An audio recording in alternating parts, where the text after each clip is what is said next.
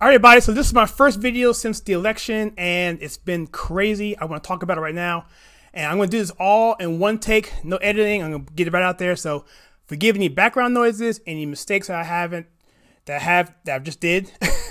But I'm going to go through a quick slide of a video that was done by Lee Dundas. She's on the Trump campaign. She was in a meeting last night with the lawyers, and they're talking about all this. So I want to give you a high level what's going on. There's a lot going on, and I'm going to jump right in here because I don't have a chance to do my introduction.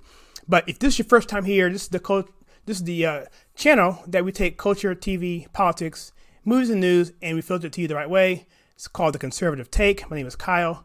Welcome. If this is your first time here and you want to help us out, click the join button below, and you can find out how to do that right there. All right, so with that being said, I want to just jump right into this. I got a presentation up here, but I want to let you guys know that on Parler, we have a thread that's going on. So we've been doing this for about 2 days now. I have 2 or 3 war rooms going on in private chats. And what's going on there, I have law enforcement, I have people who are political analysts, I have people who are just some of the tinfoil hat people, but I'm getting a lot of information coming in. We're ciphering out there. We determine what we want to put out there, and we want to put it into one area that makes sense. Facebook was the way we're trying to do it, but it's not working quite well because Facebook is kind of going rogue. So we're putting it all on Parler. So if you want to join us on Parler right here, I will remove myself out of here so you can see. It's parler.theconservativetake.com. It'll take you right to the page. It's a direct link. It makes it easy, convenient. If you want to know the handle, it's at theconservativetake.com. I'm sorry, it's at theconservativetake. And that will also get you there, but you have to search for it once you get there. But from your browser, type this in, and it'll take you right there. Hopefully, it's very convenient for you.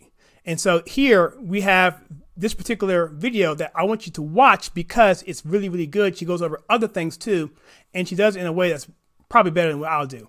But I want to give you a quick high level of what's going on in case you just want to know the highlights. That link is also on the Parler page right now. Let's get started. So what she did was, she talked about her being in a meeting with the lawyers of the Trump campaign and how things were going. And she gave a quick status. But the overall arching thing, and I must say this before I get into this, is that this election has nothing to do with Trump or Biden. It has to do with liberty and tyranny. We're dealing now with obvious voter fraud, voter intimidation. We're seeing all kind of voting irregularities, statistical impossibilities, and possibly even other things that are happening. You can go on my Parler page and figure that out. I'm not going to cover any of the scoreboard or hammer stuff, but that stuff is a very real deal that we need to look at as well. But the low-hanging fruit is what's happening right now with the Constitution and some of these recounts. And so we're going to go to each state, and it's overwhelming. The more I get information about this, the more I'm convinced that this is going to go back into Trump's column, but to the cost of America, because I see this being a very violent outcome, and the blood should be on the hands of the people who are perpetrating this false narrative that Joe Biden is president. That's not the case. We knew from history that Al Gore was president, projected president, for about 36 days. And it comes down to the electorate, it comes down to legislations, it comes down to the Constitution and a due process, checks and balances. The media cannot, I repeat, the media cannot project or elect a president of the United States. First state here we're going to talk about here is Arizona. Arizona, right now, what she said in her briefing was there's some late breaking ballots that are going to Trump heavily. And the lead was 20,000. It was 10 times more than that. I just said 200,000 plus, and it's getting smaller. If that trend holds, it should be good. If it gets below 1%, there will be a recount. All right, let's go into Georgia. Recounts are already starting. The GOP Secretary of State is doing a really good job there. There are military and overseas ballots outstanding, tons of them. And this is going to take weeks and weeks and weeks to process. And there has been ballot harvesting found. And so with that and other things too, other problems there in Georgia, it's just a mess. It's going to take weeks to resolve. And so that is what's going on with Georgia. Jumping ahead to Nevada, 58,000 vote by mails are left to count in Nevada.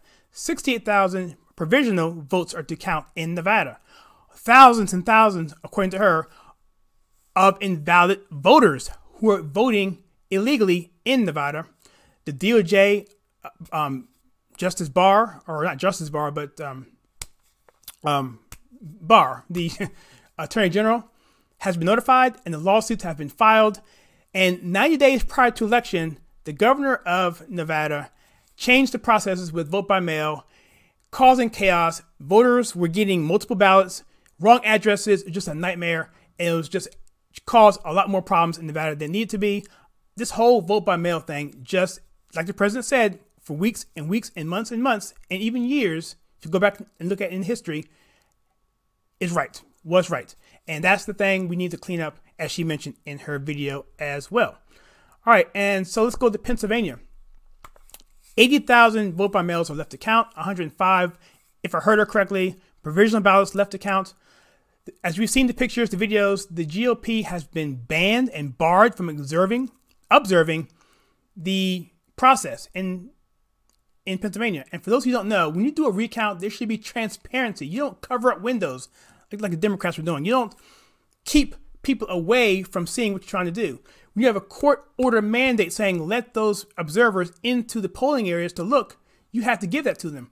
I think it was 6 feet. And then when they got 6 feet, they moved the desks back an additional 6 feet.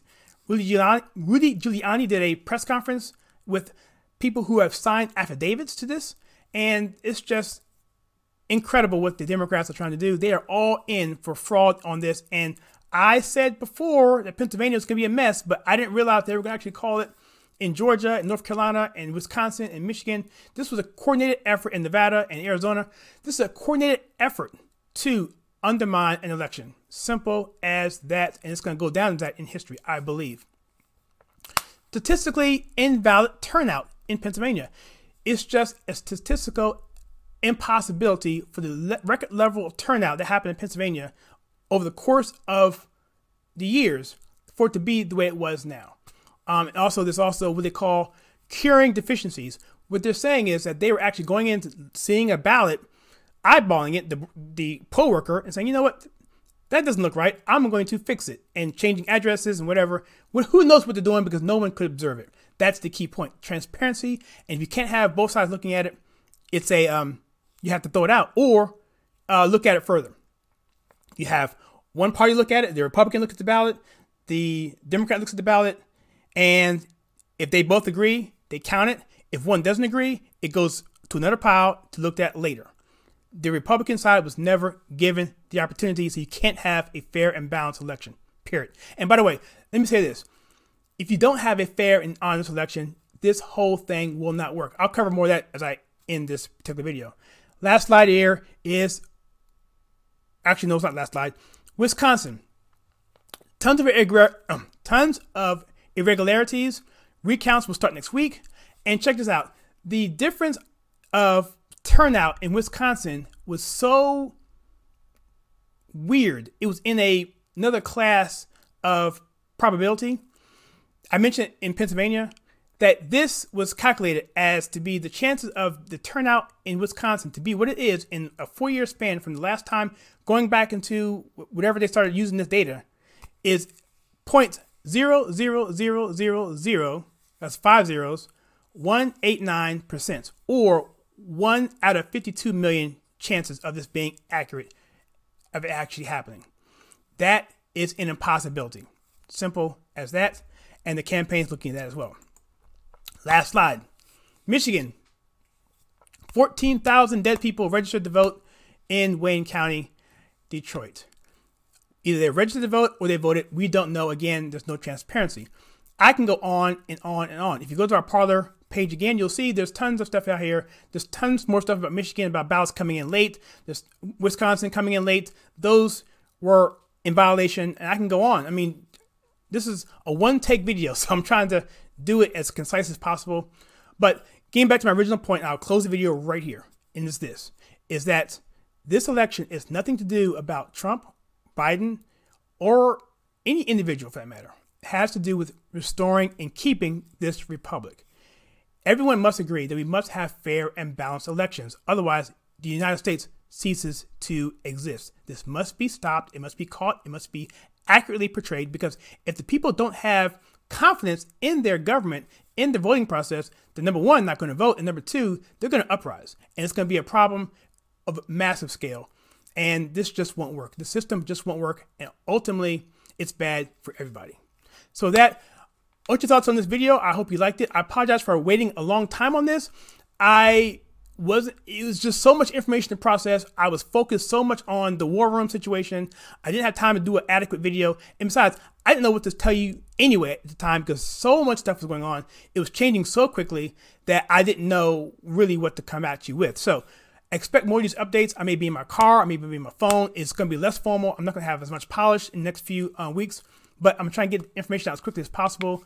If you like what I do here and you like me or don't like me, whatever, but you like the information at least, then please click the like and subscribe button and that bell icon so you don't miss any future content.